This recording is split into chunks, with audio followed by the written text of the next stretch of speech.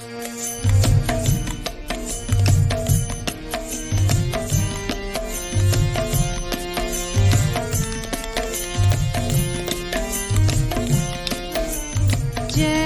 राधे Jai कृष्ण Jai वृंदावन Rasika Hare Krishna, saudações a todos os estudantes do curso de Introdução e Formação em Bhakti Yoga. Estamos dando continuidade ao módulo 5. O tema é Matéria e Espírito e tem vários subtemas. Agora vamos falar sobre o tema dos gunas. Tecnicamente, são conhecidos como Sattva, Rajas e Tamas. A palavra guna vem do sânscrito, que significa literalmente corda ou laço, aquilo que nos prende. E os gunas são muito conhecidos entre a Trimurti. Vishnu, a suprema personalidade de Deus, representa, controla Sattva, ou a influência da bondade, o equilíbrio, a manutenção. Brahma controla a criação através de rajas, movimento, ação, construção, o ímpeto, para as coisas se movimentarem, vem de rajas. E Brahma, o Deus que controla, o universo, a criação cósmica, a criação universal. Depois, a famosa forma de Shiva controla a influência de tamas, ou ignorância, É a transformação, ou seja, a mutação do universo é controlada por Shiva, ou seja, Shiva é que é responsável para o novo começo. No Bhagavad Gita, no texto número 1840, Krishna é muito enfático ao dizer que não há ninguém no mundo material que não seja influenciado pelos modos. Então, quando se fala de mundo material, de uma forma expansiva, ou seja, existe no mundo ou no universo material, é muito mais bem assim colocado, o termo universo, que compreende os mundos superiores, Swarga Loka, Martya Loka, os mundos intermediários, e Ada Loka, os mundos inferiores. Ou seja, nesses três mundos existem seres divinos, os devas, os deuses, existem os seres do plano terrestre e os seres nos mundos inferiores, os planetas até conhecidos como mundos infernais, onde não há a luz do planeta Sol. Esse ambiente, as entidades vivas, os seres que pela própria ação do karma têm de passar por um período nesses mundos, eles são dominados por tamas, ou o modo da escuridão, o mundo obscuro. Nos planetas terrestres predomina rajas, e nos mundos superiores, o mundo dos deuses, predomina-se o modo da bondade, Sattva. Então é interessante que os Vedas explicam que Yastro Indra Gopa Atavrenda Arrosva Karma. Desde os mundos mais elevados até os mais baixos, todos estão influenciados por sua karma, pelo próprio karma, em decorrência dos gunas. Isso acontece, essa variedade cósmica existem porque existe naturalmente uma competição entre os gunas. Então, Sattva, nós podemos dar o exemplo das três cores primárias, vermelho, amarelo e azul. Essas três cores, quando elas são mescladas, misturadas, nós obtemos 9 cores diferentes. Depois, quando misturamos essas 9 cores, obteremos 81, uma variedade muito grande de cores. E se essas cores continuam se misturando, a gente obtém um número de cores que eu nem sei dar o nome, ok? Então, essa variedade de cores podem ser correspondidas à variedade de prazeres e sabores que existe dentro desse mundo material. Esses gunas, quando eles se misturam, eles criam uma variedade de comportamentos. E esses comportamentos geram a competitividade, podem ser assim fragados na competição desse mundo material. Por exemplo, quando uma cor predomina, o vermelho, por exemplo, é uma ação, quando ela está muito intensa, a gente pode simbolizar a ação através da cor vermelha. Então, geralmente, quando uma pessoa quer que algo aconteça em seu projeto, ela procura cores vibrantes que se originam do vermelho. Porém, quando ela quer manter, que ela quer harmonia, um ambiente calmo, tranquilo, ela vai procurar cores mais leves, como o amarelo, que dá origem às cores mais brandas. E o azul dá origem a cores densas, né, a cores mais agitação, né, mais intensa. Então, a ideia é que é impossível, né, a gente ver um guna predominando, porque quando um guna predomina, imediatamente um outro guna já está batendo na porta dizendo, olha, agora é minha vez de entrar. Então uma pessoa pode estar em harmonia, tranquila, e de repente ela se vê dominada por ajas, pela paixão. E quando a paixão fica muito concentrada, muito intensa, aí vem o perigo de tamas, a escuridão, vir e falar, agora é a minha vez, agora é o meu lugar. Nas primeiras citações de Krishna na Gita sobre os gunas, ele fala Traigunya Vishaya Veda, Traigunya Nistraiguna Bhavarjuna. Krishna diz que os Vedas tratam principalmente Traigunya Vishaya Veda. O tema principal dos Vedas é os gunas. E aí Krishna imediatamente ele diz, eleve-se acima desses modos, ó Arjuna, porque eles vão te amarrar, eles te prendem. Seja transcendental, Nistraiguna Bhava Arjuna, seja transcendental, supere a amarra desses gunas. Nitya Sattva estou, permaneça sempre em Sattva, permaneça sempre em bondade, porque o modo da bondade ele é o preferido dos sábios. As civilizações mais avançadas preferiam a harmonia de Sattva, porque Rajas ele resulta em frustração. Rajas movimenta desejos que são ilimitados, que nunca cessam, e quando a pessoa não consegue satisfazer os desejos, ela fica magoada, angustiada e dominada pelo modo da escuridão, né, o tamas, gerando depressões, ansiedades terríveis. Por isso a recomendação é o equilíbrio de Sattva. Esses gunas, eles forçam a pessoa a agir. Todos são forçados, né, a agir desamparadamente de acordo com as qualidades que adquiriu dos modos da natureza material.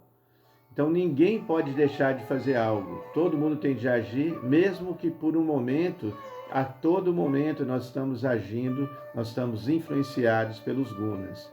Um exemplo na ilustração da Gita é uma marionete. O controlador de marionete, ele tem uma cordinha e o boneco, ele não tem ação independente. Às vezes uma criança desavisada, assim, no seu mundo de fantasia, a criança quando vê um show de marionete pensa que o boneco está se movimentando sozinho, falando sozinho, levantando a mão e as pernas sozinhos. Não, existe o controlador da marionete. Esse controle é exercido pelos gunas, ok? Sattva, ora rajas e ora tamas. Então, às vezes, a pessoa pensa que está fazendo algo, porém, ela está sendo controlada pelos gunas. Então, no Bhagavad Gita 3:27, Krishna diz, Prakrite kriya manani gunai karmani sarvasha ahankara vimudatma kartaham itimanyate. A alma, o ser vivo confundido, ele pensa que está executando as atividades maravilhosas ou não, porém, ahankara é devido ao ahankara, né, ao ego falso. Ele pensa que está fazendo algo, mas na verdade tudo está sendo levado a cabo pelos gunas. Ele está sendo controlado como uma marionete. Esses gunas forçam também a alma a transmigrar de um corpo a outro. Purusha Prakriti Istorhi, Bhunkte Prakriti Jangunam. Tá? A entidade viva na natureza material segue os modos da vida, Sattva, Rajas ou Tamas, desfrutando, né, desses modos. Então, isso deve à sua associação, né, com essa natureza material e por isso ela se encontra sempre entre o bem e o mal.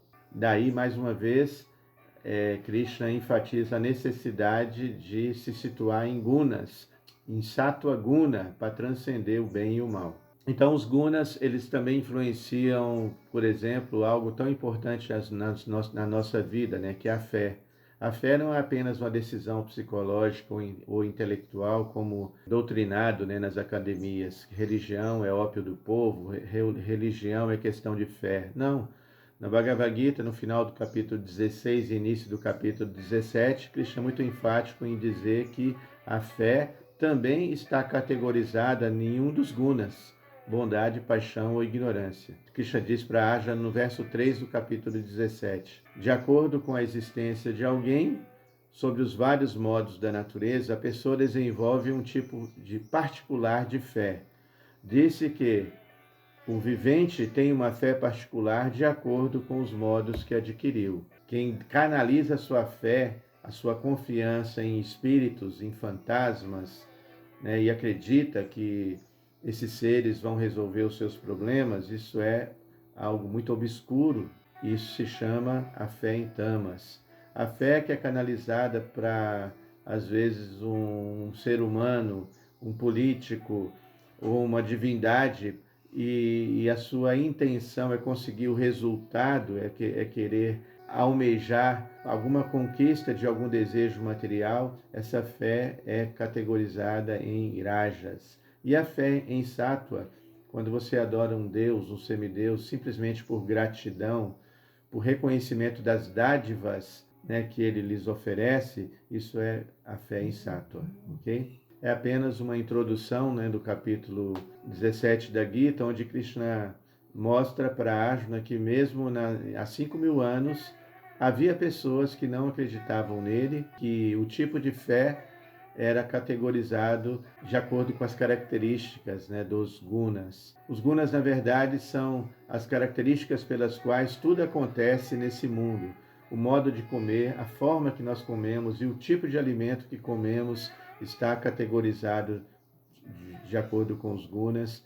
A própria Bhakti Yoga pode ser categorizada de acordo com os gunas também.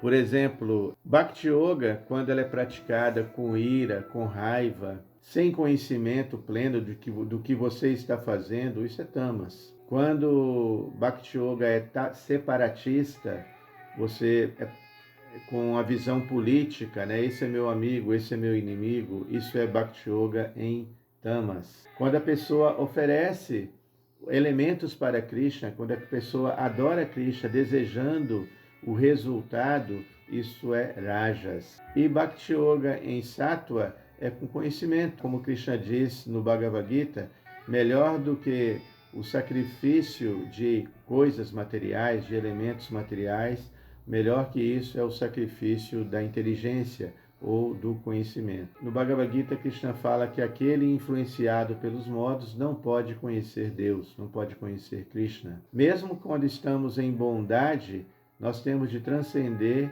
o condicionamento da bondade, que é o conhecimento. Uma pessoa que tem conhecimento, no Bhagavad Gita, Krishna diz, Sattvat Sanjayate Jnana. Da bondade de sattva, a pessoa desenvolve conhecimento verdadeiro.